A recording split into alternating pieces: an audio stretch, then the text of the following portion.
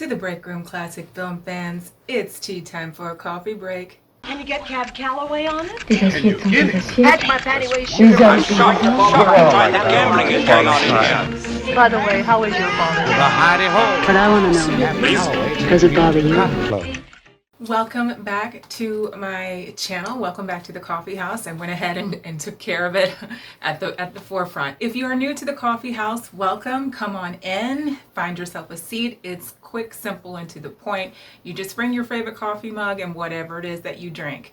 Want to start things off with some of the things that I wasn't able to get to last week and week before that I just forgot to share with you guys. First being, this is a graphic that I won from the, this is a graphic that I won from the Romina Tower Searching for My Father, Tyrone Power giveaway, centennial giveaway, and the artist is Rob Kelly. This is the graphic that I won. I even took it out of the frame for you guys to see, as this was something requested. Someone asked me if I could showcase at the coffee house. So of course, here's the graphic piece, and I do share this on social media. I have in the past before, but I will definitely post a close-up so you guys can see it a little bit better. Unfortunately, since me wanting to showcase this with you guys on my birthday celebration video 2 weeks ago, and telling you guys last week that I was going to share it with you this week, between then and now, Tyrone Power's daughter, his other daughter, Tyrone Power, has passed away last week on June 26th. So it's just unfortunate.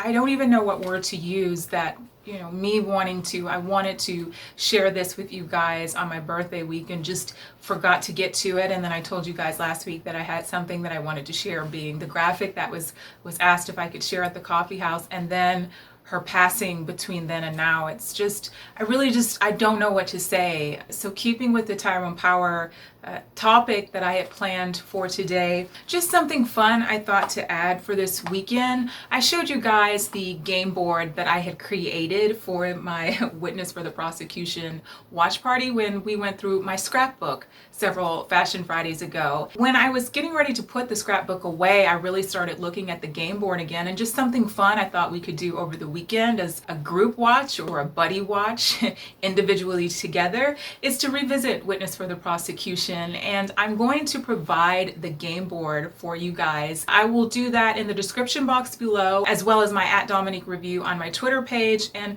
I will post it on Instagram as well for you guys to print out if you want to, and show snapshots of your answers in the post below that I'm going to have for this game. Or if you want to just put your answers in the comments below on this video, you can do that as well.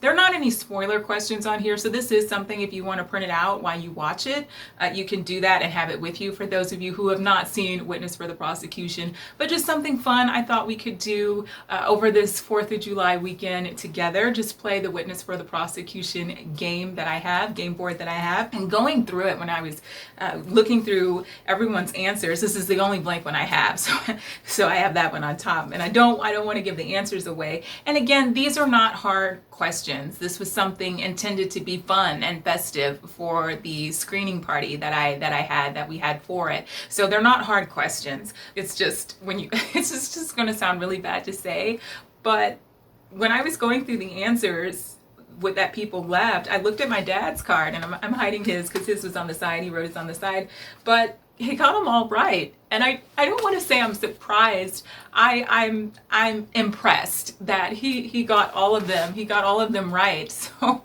I had to re-congratulate him the other day when I saw that. I was like, you got every answer right. So I'm gonna have these written out as well as posted on my Twitter and Instagram page for you guys to print out if you want to, and share your answers as you watch Witness for the Prosecution sometime over the weekend, or just whenever you get a chance to, if you have access to it. Just something fun for us to do together, individually together. Last week you saw me show a book that I have, and it looks a little different from last week. It looks a little different this week as I have added a lot of page markers here. And I'm not going to be able to get to all of the trivia that's in here, but revisiting the book, this was a Your Birthday June 20th book, and when I really thought about it, it's somewhere between 10 and 12. I think I got this book again, and I don't remember if it was gifted or something. I asked, like, can we have this? Like, I asked my folks, can I have this? Can we buy this? So I'm not sure. However, going through it again, because it's a light read, it's a very quick read. Not only is, like, I would say 90% of it all entertainment or cinema trivia, but it's things that I don't think I could appreciate it the way I can now, because since then it's not basic information, but information that you know now. It's things that you have learned just over the years, including it has in here, and I just want to share some fun things that are in here. It's a lot in here. Like I said, it's about 90% entertainment. That's entertainment. It's about 90% entertainment, and it starts off with just all the famous people who were born on June 20th. I've already talked about Errol Flynn, Audie Murphy, Gail Patrick, which we talked about during My Favorite Wife. Born in 1911, Gail Patrick, actress. She appeared in motion pictures during the 1940s. Although I was wondering, where is her 1930s filmography in here? Did it not make the print? Or, okay, before becoming a television producer, notably of the very successful Perry Mason series, born in Birmingham, Alabama. From there, it really picks up with just everything that was going on in June, and it was quite a lot. In 1921, Edith Wharton's novel, The Age of Innocence, wins the Pulitzer Prize for fiction. 1922, I love this one. Lowe's Theaters holds a flapper contest. 1923, yes, we have no bananas. No, seriously. Yes, we have no bananas is the pop tune of the moment. And just real quick, if you guys want to do something extra, a reading challenge for the summer, my coffee talk buddy Anne Marie, she's doing a Audrey Hepburn reading challenge, hashtag, and picking any book or play, as I have chosen to do. I'm going to read Sabrina Fair for Sabrina.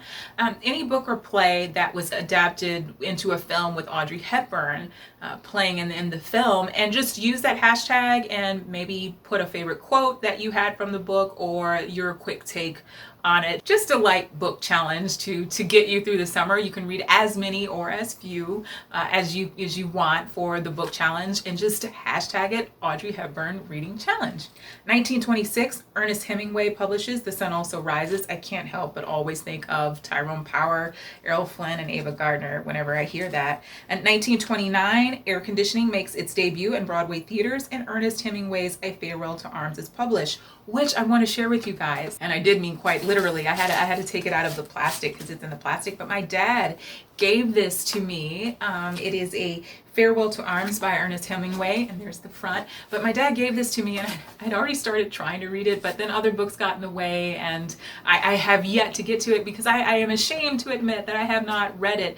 But A Farewell to Arms, out of all of the adaptation, Gary Cooper with Helen Hayes in a little dose of Jack LaRue, that one is my favorite adaptation. Personally, that is my favorite adaptation. I love A Farewell to Arms, and when I mentioned that to my dad, he gifted me this I guess gifted? I mean, he already had it, so I guess, yeah, he gifted this copy to me for me to have, so thanks.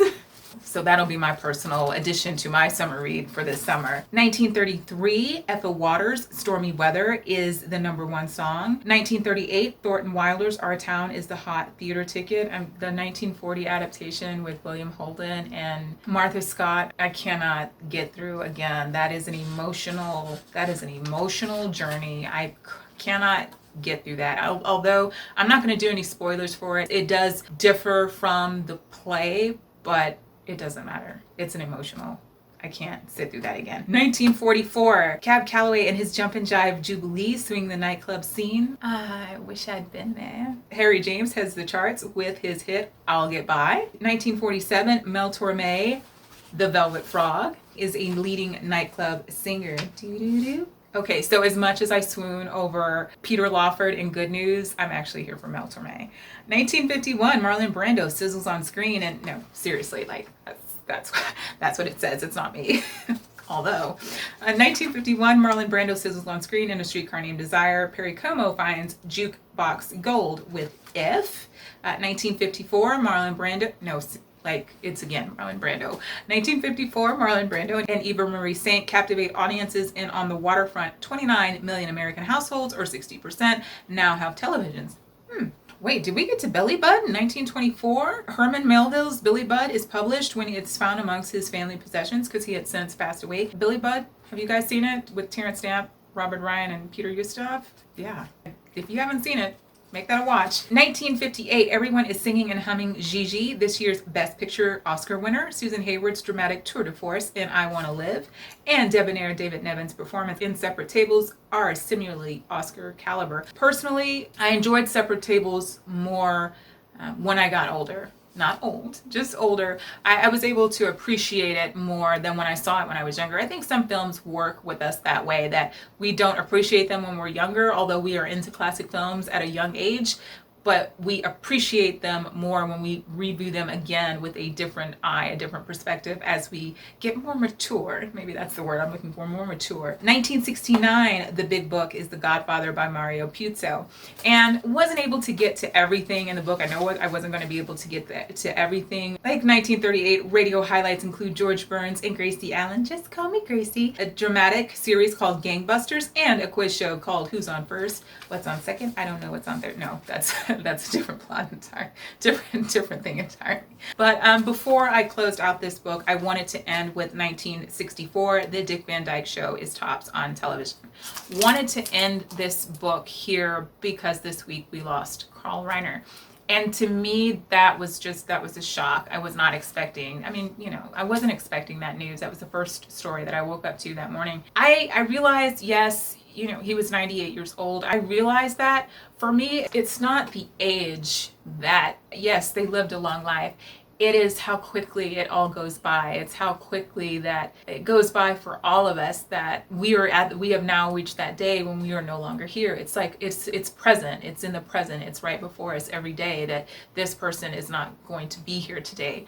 And that's what saddens me about it, that it doesn't matter how many years you live, it goes by quickly. I always get a joy out of seeing someone and saying, oh, they're still with us. And when they're not anymore, it's just hard to see good people leave. People like that, they make an impact and they feel like family. So they feel like someone that you have brought into your homes on a regular basis just by watching them or being in tune with them. So that was just sad news. So this week's Fashion Friday piece, if you have a trained eye, this may have already started to form a picture in your mind, may have already started to look familiar. This is my Betty Boop dress that I created for an opening number for the 1930s Cab Calloway inspired show that I have shared with you guys. It was a no-brainer for me that I wanted to open that show with the They Always Pick on Me, which is used in the Minnie the Moocher, Max Fleischer cartoon short. I have told you guys that is my favorite Betty Boop cartoon. That is just my favorite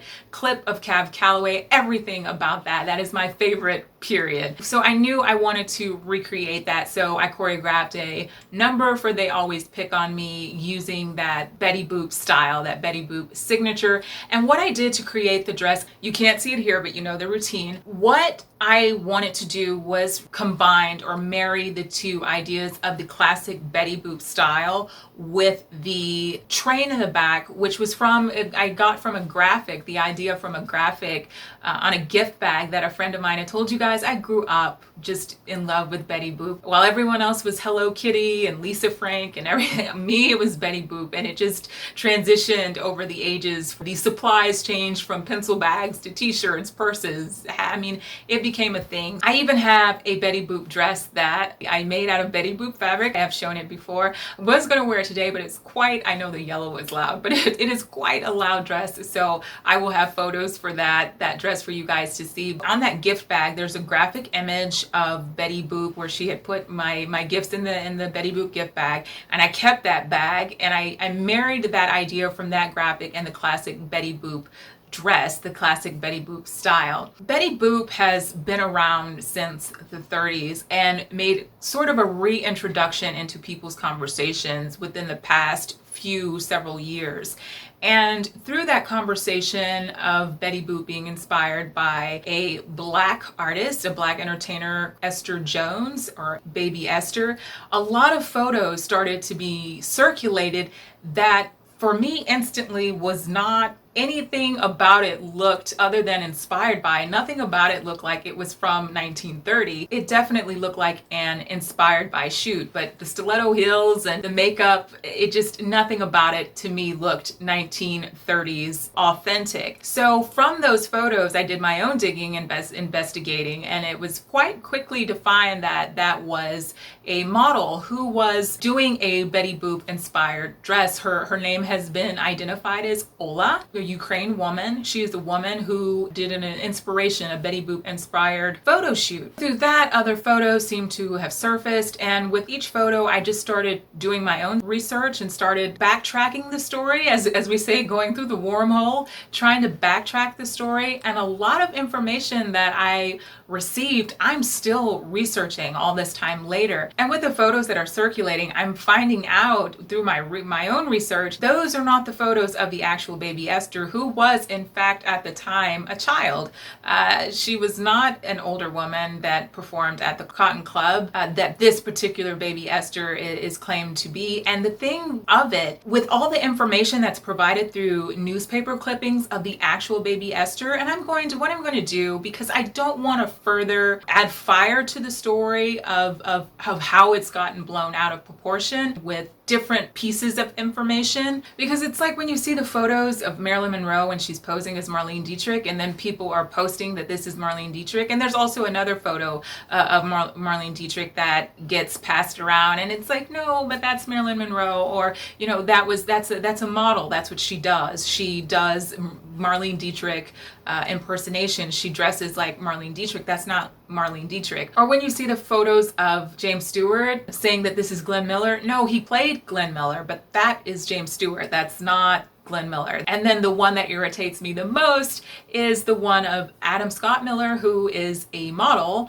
that is being passed off as Marlon Brando in a photo. You've seen it with the no shirt and the towel on his head, and he himself has even addressed the issue, how the whole thing got started. So instead of me going through the channels of that, I'm going to provide you guys with a video and a link that really sheds a lot of light on the researching behind baby Esther. It's almost a Shirley Temple-esque story. I was just floored, and I'm still trying to go through all the newspaper clippings that were provided. And like I said, I'm going to provide you guys with the link for you to decide for yourselves what story that you choose to believe, what story you choose to make up in your mind. But it's really a huge story lies there that is a lot, I don't want to use the word better, but for lack of a better word, a lot better than the one that, I mean, yes, I know about the PBS documentation that they have. I see it on history.com, but the story behind the baby Esther, the child, who really is, when you read her story and you listen to her story and you see the newspaper clippings and the documentation on her, her story is so much more than Betty Boop. Not to discredit Betty Boop in any way, because I told you guys I am a fan of Betty Boop, but her story is way bigger than anything Betty Boop. From what I've researched, and there's even been more people recently that are trying to do extensive research, that baby Esther, she was not dead, although it says she's presumed dead in 1934. And from what I understand, from what I researched, she just fell into the child star grows older, and when you grow older, you're just not as in demand anymore. So again, I'm going to let you guys decide for yourself. I'm going to continue to research and go through the newspaper clippings that have been linked, have been sourced, and that I'm trying to find on my own. And I will update you guys with the story, but I'm going to provide those links for you to paint the picture for yourself, paint the story for yourself. So that's going to do it for this week's Fashion Friday Cinema Coffee. I hope you guys have a great 4th of July weekend. Be safe, be well, stay healthy, stay home, and I'll see you next week. À bientôt! Can you get Cab Calloway on it? Des assiettes sont des assiettes. That's my panty-waist Les sugar. hommes sont des hommes. That gambling is going on in here. By the way, how is your father? But I want to know, does it bother you?